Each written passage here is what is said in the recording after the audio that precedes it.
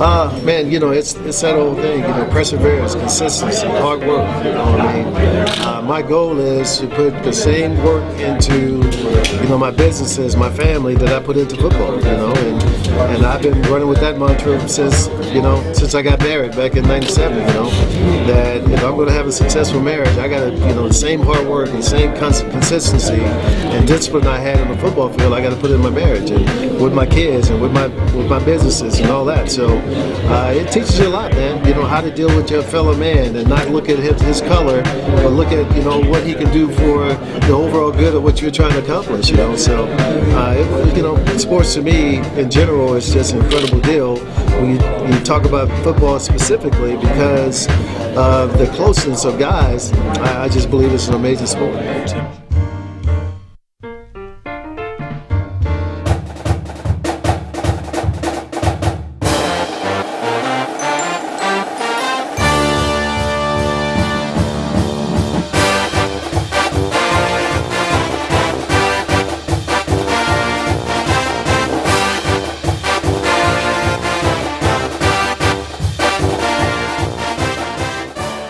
Welcome to another edition of Talking Ball with the Czar. I'm Emory Hunt, the Czar of the Playbook, here on the campus of Delaware State University with head football coach Rod Milstead. Coach, appreciate you taking time. Hey, thank you for having me.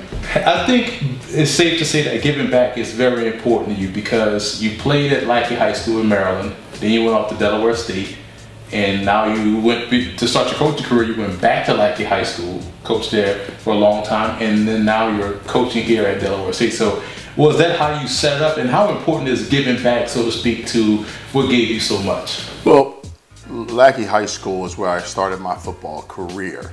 I wasn't fortunate enough to play any youth football or any pound football.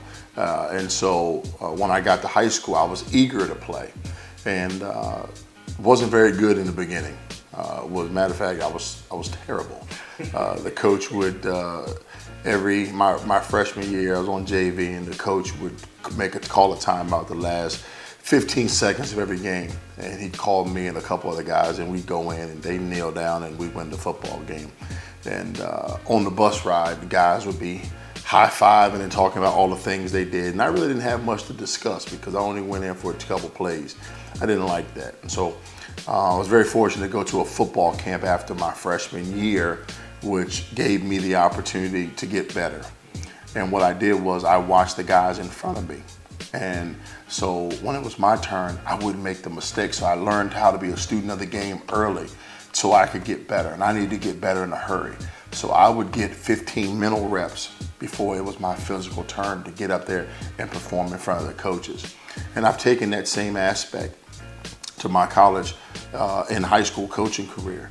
But it was very instrumental for me to go back to Lackey High School first as soon as I retired from the NFL, because I had to give them back everything that they've given me. I tried my best to not leave a stone unturned, and had a very good coaching career at my alma mater. Was able, along with the head coach, I was the assistant head coach, and we were able to take a team and take them to Raven stadiums for back-to-back state championship appearances. We lost both times. That was tough, but that was the first time the school has ever been back to a state title game since I played in 1986. So that was very, very rewarding, and it was good to see that I was able to be a part of bringing that excitement back to Lackey High School. Now, on another note, coming back to Delaware State has been a dream of mine. It's been something that I've wanted to do since the day I left, was to come back and give back to this university what it gave to me. I came here undersized offensive guard, and then I leave here a college graduate, 3-time first team all-conference, all-American. Then I get drafted into the NFL in the 5th round by the Dallas Cowboys.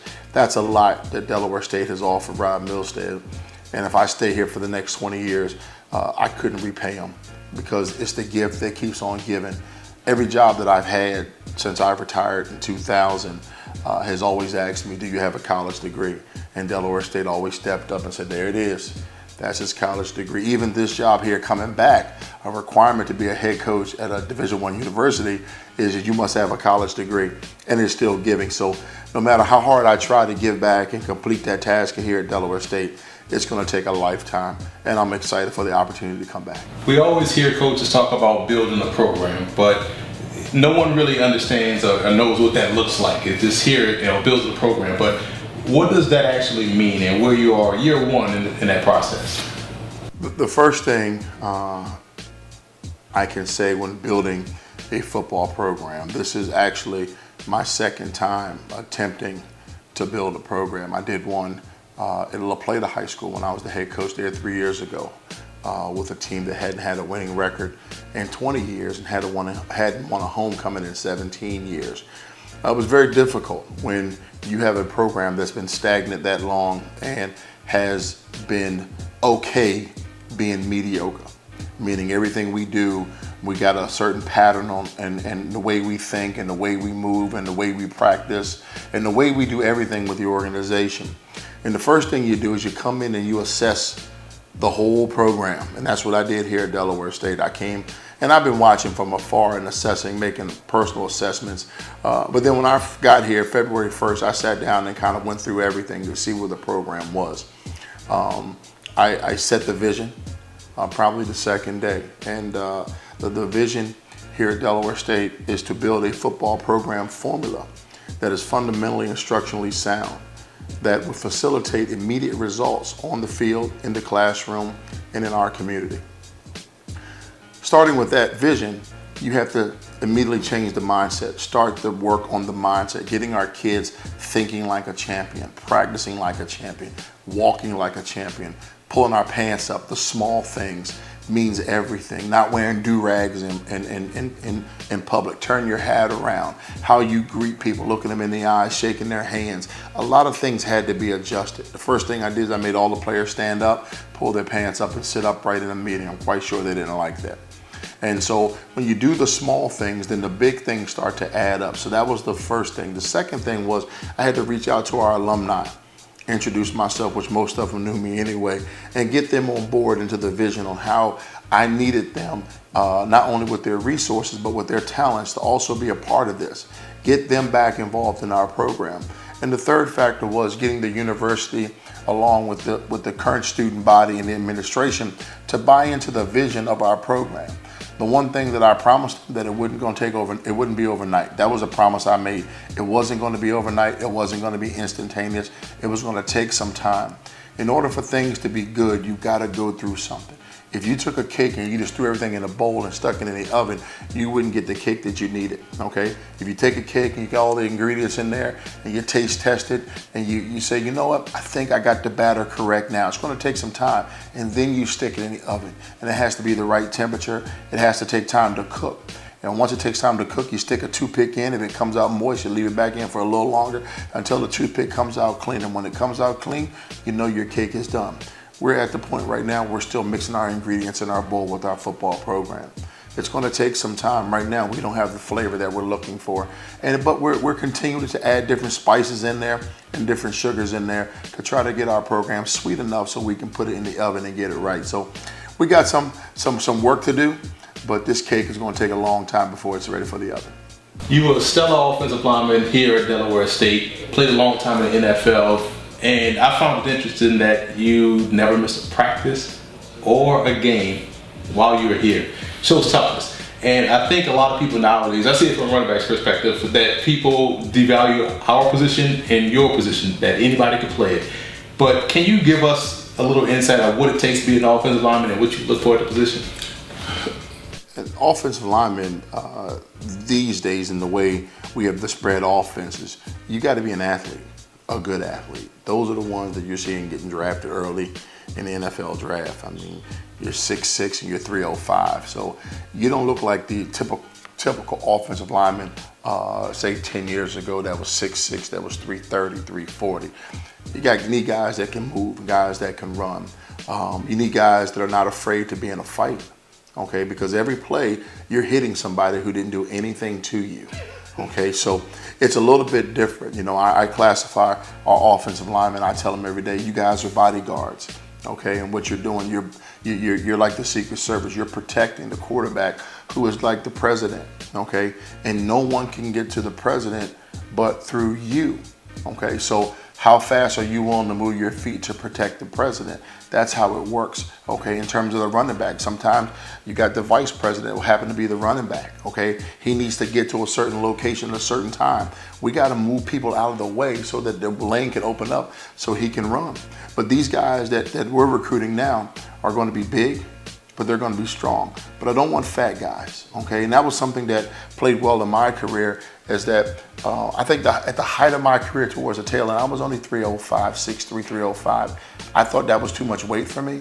I was more comfortable playing at about 280, anywhere from 280 to 290, because I could run and I could get up on defensive backs really quick and get up on linebackers really quick, because of course the game has changed. It's a lot faster now, okay? And being that the game has changed and everyone can run, offensive linemen need to be great athletes. And the majority of them played other sports in high school.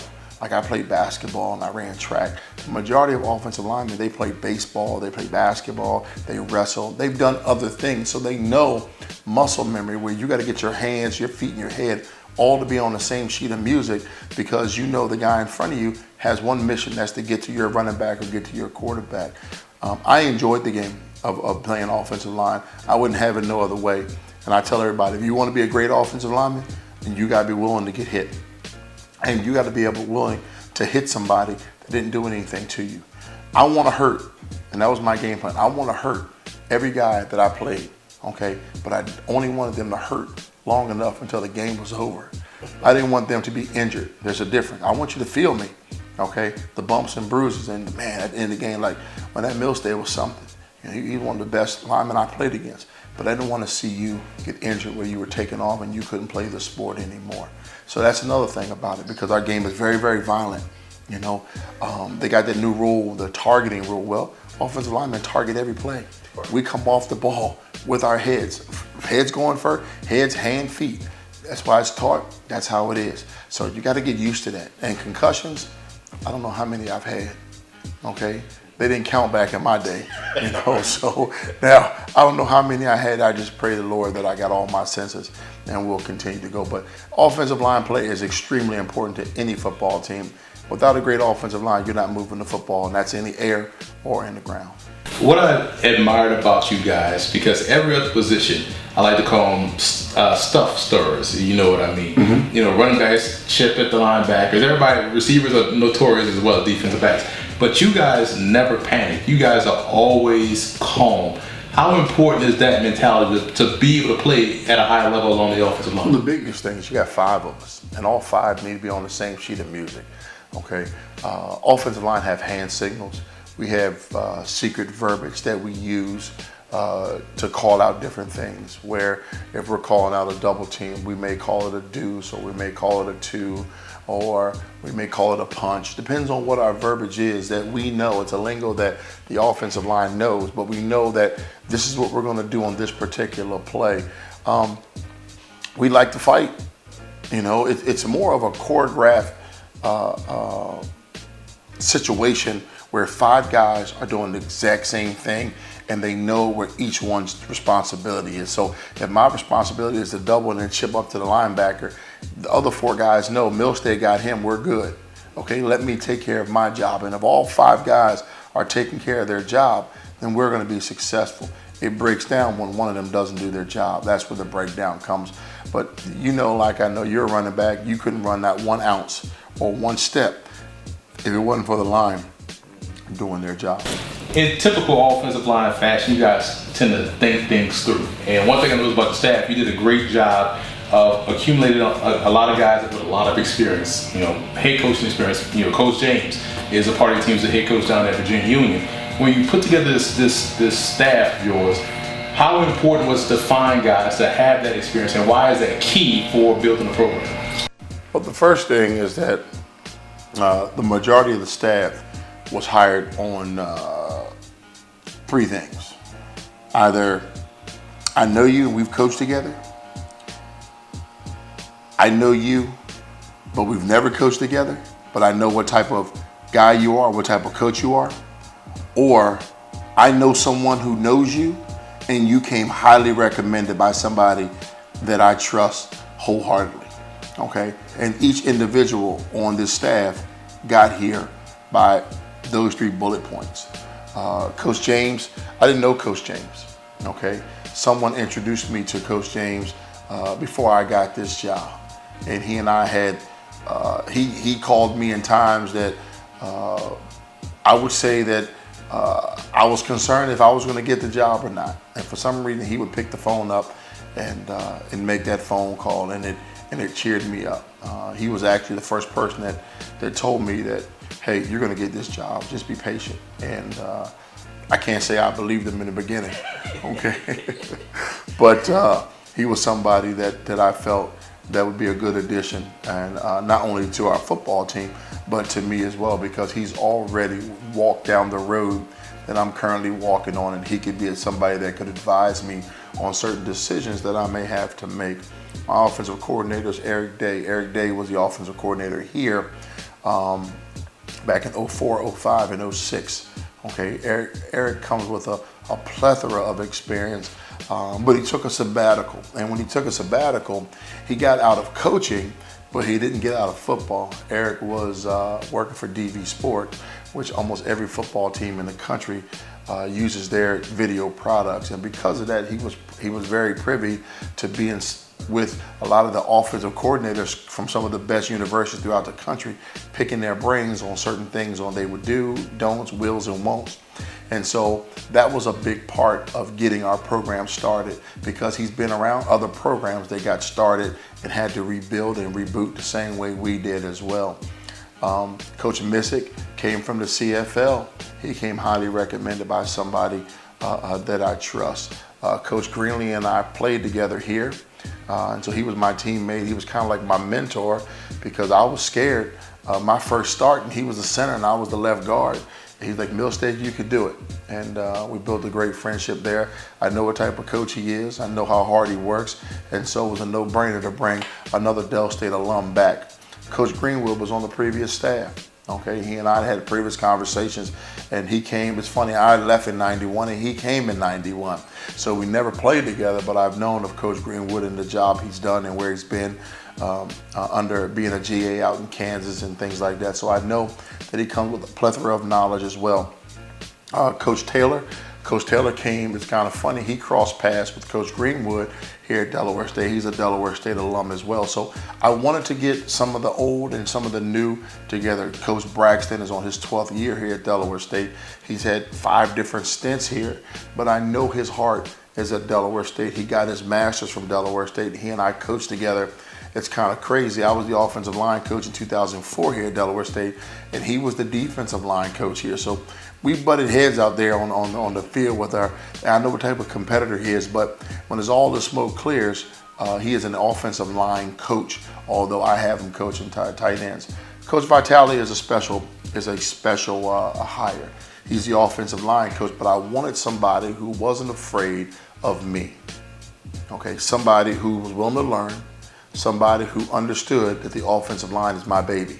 Okay, and I'm going to protect it, and I want it to be the best group. So therefore, I'm going to have the most input of all our positions. The offensive line, I'm going to have a major input, and I'm going to have a say, or the say, each and every day. And I wanted somebody that I could teach to do it the way that it needs to be done. He was one of the guys that said, Coach, I just want to learn. And that was a big selling point when I interviewed him, that he wanted to learn, because all seriously, I was going to do it myself. I was going to be the head coach and coach the offensive line myself, okay? But I'm glad I didn't, because there's a lot of stuff that comes with being the head coach, and it would be a little bit difficult. It could get done, but it would have been a little bit difficult. But I really believe we have a very, very good staff. The camaraderie, bringing 9 guys together who didn't really know each other, and tell them to come together and for one common cause. And we started this thing back in the spring because we had to get it on the run. So there was no honeymoon phase for us. Everybody came here first day, and we went to work. This is what you got. I need you to get them in shape, and this is how we're going to do it. And everyone knows and what their job is, their job titles are, and they have been very, very diligent in doing the best job. Recruiting is the best thing that I can say. that I'm impressed with. The different walks of life, like Coach Misapika comes from us from Garden State. He's a running backs coach. But you know, Garden State is one of the best JUCOs in the country in terms of recruits. So it was big. That was a big part of him coming here because he opened up an avenue through the JC route that will allow us to bring in talent because of his connections from Garden City because he worked there. So everyone came with a certain talent and a certain skill set. We put all those pieces. You heard me talk about the cake, okay? That's another ingredient for the cake, is bringing all these coaches together and putting them in that pot as well for that cake that we're talking about baking. So like I said, we're not ready for the oven yet, but we're still adding ingredients, and that was a major component of the cake that we're building here at Delaware State for this program. Having played, coached for a long time, and once you got out the NFL, you instantly wanted to coach it. That shows a love for the game. What is it about the game that you love the most? I was telling the kids this the other day. The game has taught me a lot of life lessons. It's taught me teamwork. It's taught me self-discipline. It's taught me how to prepare. It's taught me how to be dedicated to something, make a commitment and stick to it. It's taught me so many life lessons that I can add to my day-to-day activities, that football is who I am. You know, I tried getting a 9-to-5 and working for a juvenile correction center in Washington, D.C. I did that for 4 years to try to be normal. I realized I'm not normal. Okay, the game calls me. Every Friday I was taking my girls, going to the dollar store, loading them up with snacks, and I'd sit them down so I could watch the high school game, you know, in peace. And then halftime I'd take them to the bathroom, same thing second half. So I know this game is very special to me. It's taught me and given me so much. I just want to give back, and coaching is the best way to give back. For years I was mad at God, and I know that sounds crazy. I know your viewers are probably gonna say, well, how are you mad at God? I was mad at God because I wanted a son, okay? And I kept praying and praying and praying and praying for a son, and I never got it. I have 3 daughters. And I kept saying, God, I've done everything you've asked me to do. I've done this, I've done that. And I gave him a laundry list of things that I've done.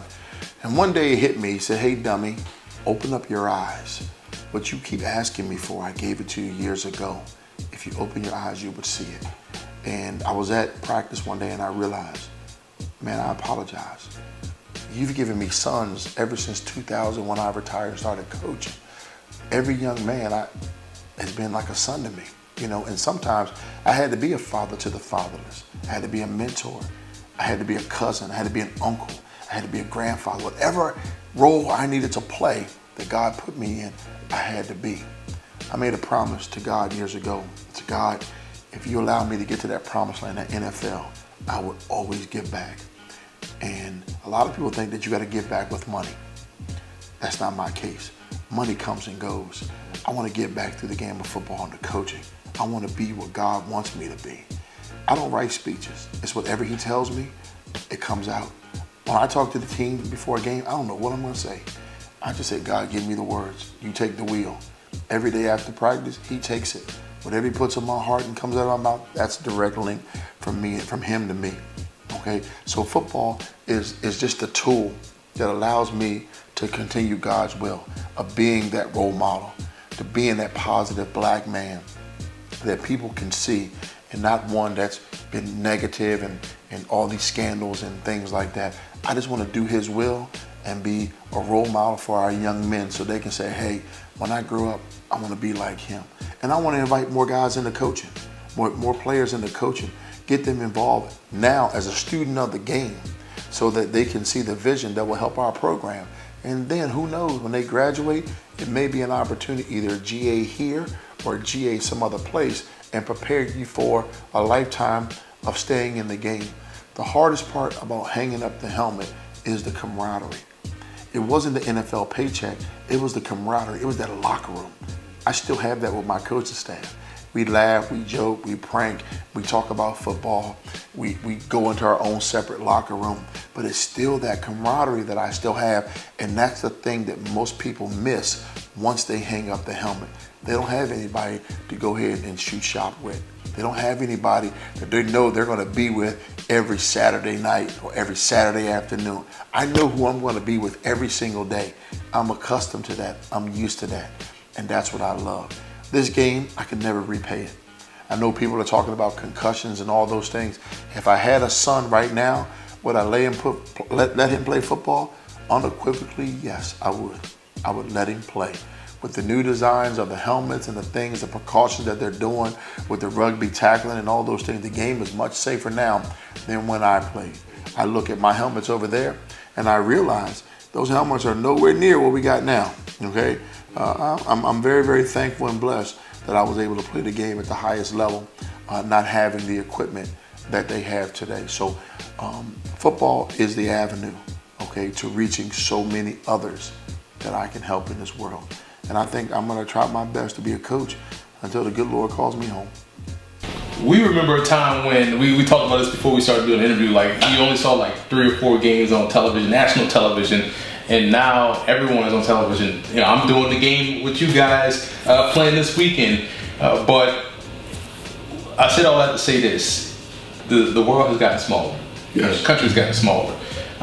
Everyone is able to watch everybody. So no longer do schools have that advantage of saying, hey, we play on TV. Well, we do too.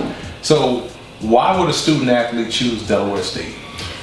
Well, one thing, Delaware State is a school on the rise, where a lot of schools' enrollment, especially HBCUs, enrollment has dropped. Delaware State has increased 25%. Okay, it's centrally located. You can get to Philly, DC, Maryland, Virginia, New York, Connecticut. You get to places really, really quick. We're one of the few HBCUs that's in the capital of a state. We're right across the street from a mall. It's in walking distance to all your major restaurants and Chick-fil-A's and things like that. So we have something special here in Dover. I call it a gold mine. I call it a hidden gem.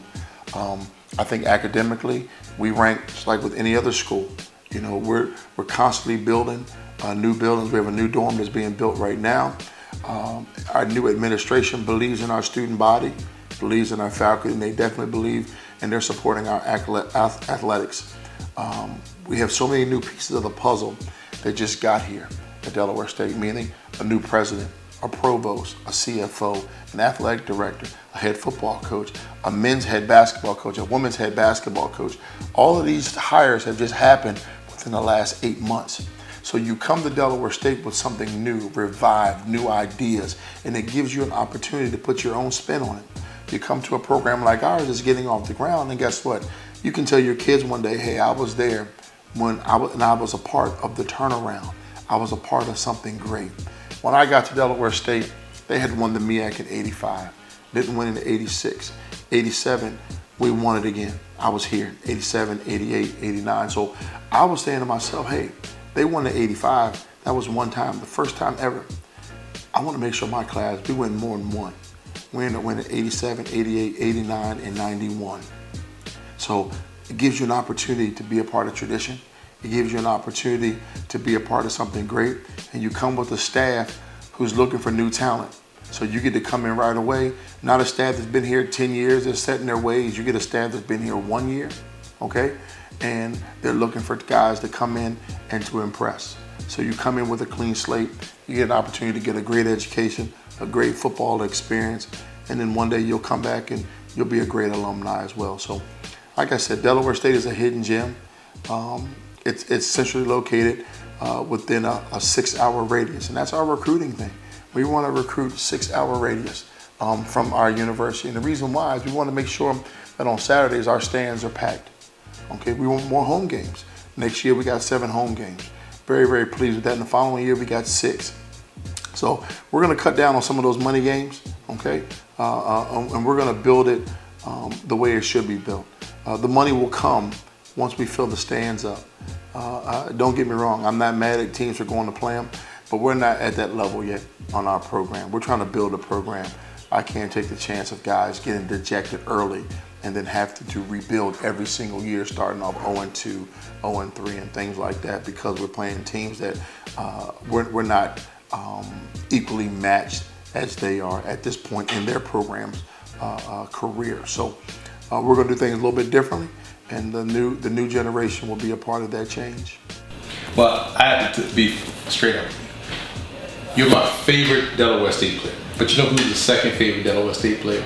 It should be John Taylor first. It is John Taylor. Oh, I was about to say, because usually it comes down John is first and then I'm second. This is the first time anyone has ever said that I was the first. Well, because you're a lineman and I'm sitting there, I kind of want to give you a prop. Gotcha. But yeah, John Taylor. But the fact that you understand tradition, I'm sitting here on hallowed ground, and I'm excited for you for this program, because you're right, this is a sleeping giant. I know you're going to do great things, and we wish you the best of luck, Coach. Hey, thank you so much. Thank you. Thanks for the interview.